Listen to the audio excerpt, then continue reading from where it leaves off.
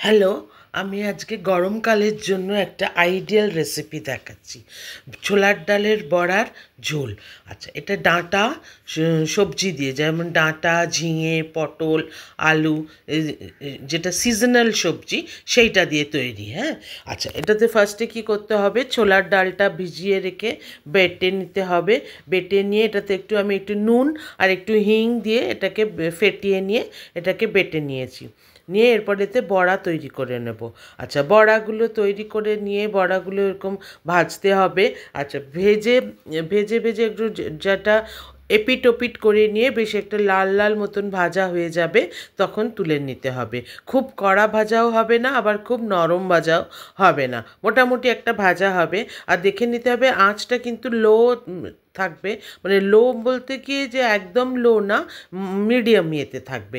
তাহলে কি হবে, আঁচটা ভালো থাকবে আর এটা ফুলবেও ভালো। ঠিক আছে, তো এইভাবে এটাকে তৈরি করে নিতে হবে বড়াগুলো।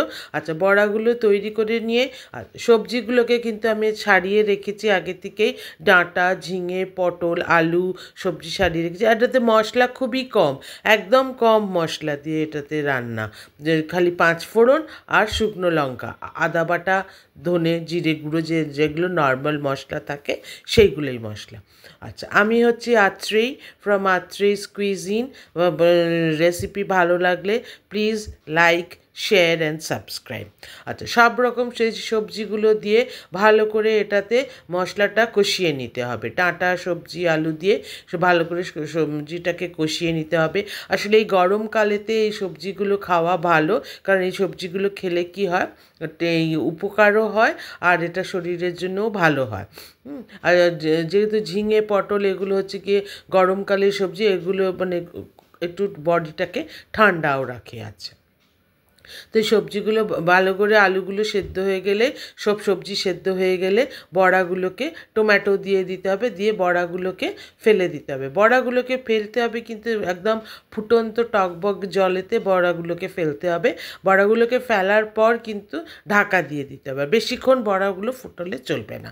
তাহলে এই যে রেডি হয়ে গেছে আমাদের বড়ার ঝোল পুরো সমস্ত। এটা গরমকালের জন্য এটা একটা কিন্তু দারুণ একটা কুলেন্ট একটা হয়, এটা খেতেও খুব ভালো হয় আর এটা অনেক উপকারিতাও দেয়। তোমরা সবাই একটু টেস্ট করবে, রান্না করে দেখবে, খুবই ভালো লাগবে এটা খেতে। আর গরমকালের জন্য এটা একদম আইডিয়াল। তো please like, share and subscribe, আর ওয়াচ করবে আমার এই ভিডিওটা। আর সবাইকে থ্যাংক ইউ।